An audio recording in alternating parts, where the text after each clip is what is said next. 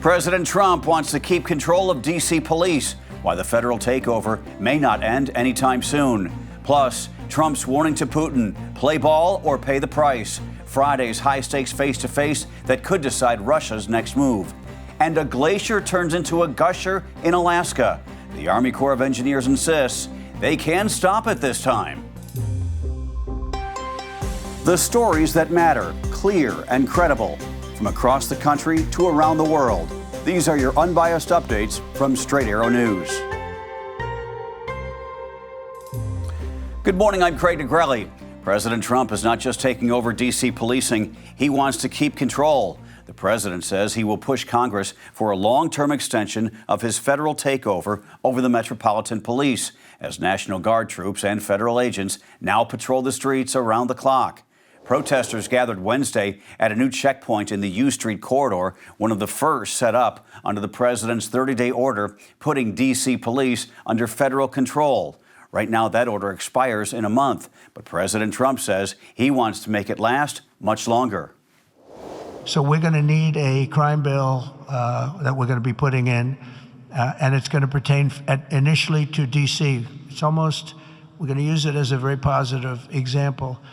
And we're going to be asking for extensions on that, long-term extensions, because you can't have 30 days. I don't want to call national emergency. If I have to, I will. But I think the Republicans in Congress will approve this pretty much unanimously. To extend the takeover, Republicans would need at least 7 Democrats in the Senate to sign on. Donald Trump says crime in Washington, D.C. is, quote, out of control. But the Justice Department says violent crime in the nation's capital actually fell to a 30-year low last year. The administration touted nearly 24 arrests on the first night and police union support in Washington, D.C. This is not the only fight over federal control of local law enforcement. In California, a trial has wrapped up over Trump's deployment of thousands of National Guard troops to Los Angeles earlier this summer.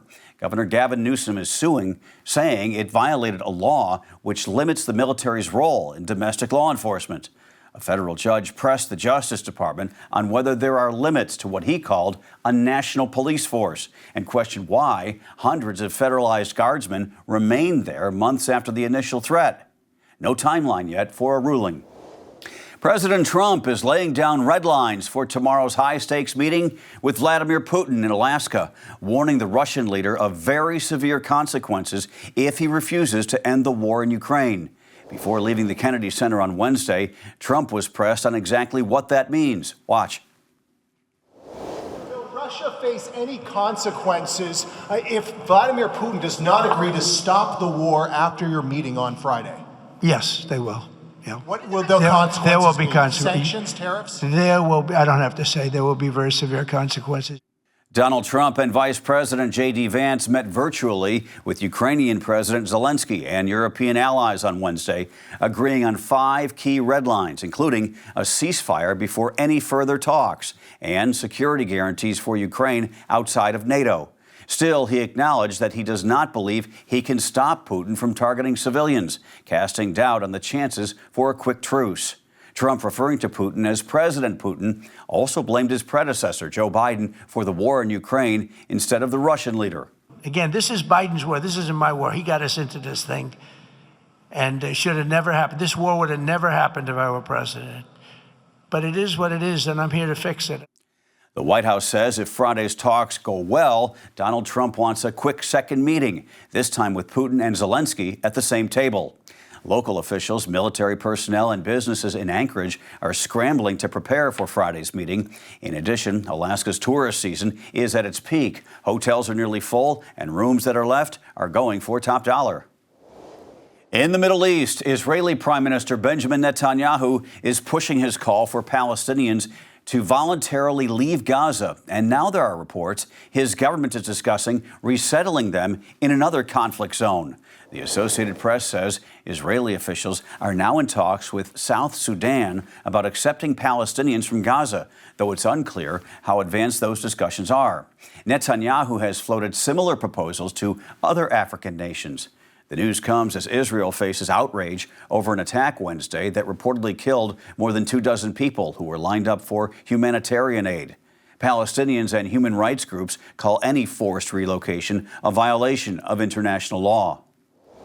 A record-breaking glacier flood slammed Alaska's capital this week, but for the first time in years, most homes along Juneau's Mendenhall River were spared. The water surged out of Suicide Basin. Look at this, a giant pool dammed by the receding Mendenhall Glacier, sending the river to its highest level ever.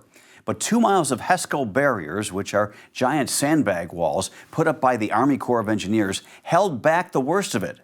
In past years, floods have wiped out riverbanks, swept away homes, and damaged hundreds more. This time, officials say without the walls, nearly 1,000 structures could have been hit again.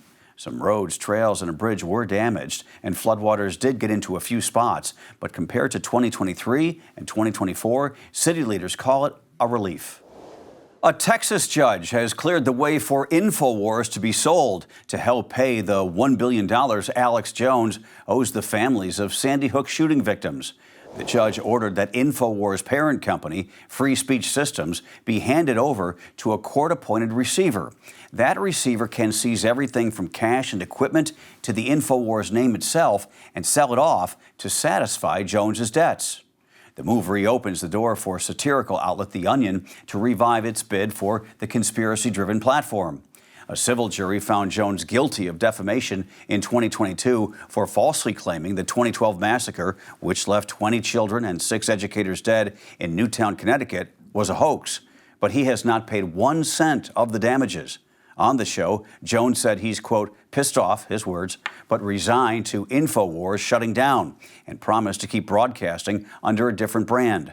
Attorneys for the families call the order a major step toward holding Jones accountable for years of cruel harassment. Finally this morning, President Trump is putting his stamp on Washington's biggest night for the arts, announcing his first class of Kennedy Center honorees. Sylvester Stallone still ready to go the distance like Rocky. Disco legend Gloria Gaynor, who's been living her hit I Will Survive for decades. Rock icons Kiss, bringing their Detroit Rock City vibe to the nation's capital. Also being honored, country superstar George Strait and Michael Crawford, the original Phantom of the Opera. The president, now chairman of the Kennedy Center, says he was very involved in selecting the honorees after overhauling a process he felt had gone too woke. The gala is set for December, with Trump himself hosting. It will air on CBS. Now, I'm interested to see if Kiss gets all dressed up, costumes, face paint, blasting their guitars. That would be very different for that type of crowd, right? Gotta watch, I guess. Perhaps no tuxes required that night, at least not for Gene Simmons and Ace Frehley. All right, before we head out, here's what we're tracking today. At 11 o'clock, Justice Department officials will announce charges against top drug cartel leaders. At 1, President Trump gives remarks from the Oval Office. At 2:30, California Governor Gavin Newsom, alongside lawmakers and advocates, will make what's being called a major announcement on Texas redistricting. No spin, no drama, just the news you need. Our Unbiased Updates newsletter lands in your inbox every weekday morning. Sign up at san.com/newsletters. Those are your Unbiased Updates for this Thursday. We'll see you back here tomorrow, Friday. We love that. For all of us here at Straight Arrow News, I'm Craig DeGrelli. Have a great day.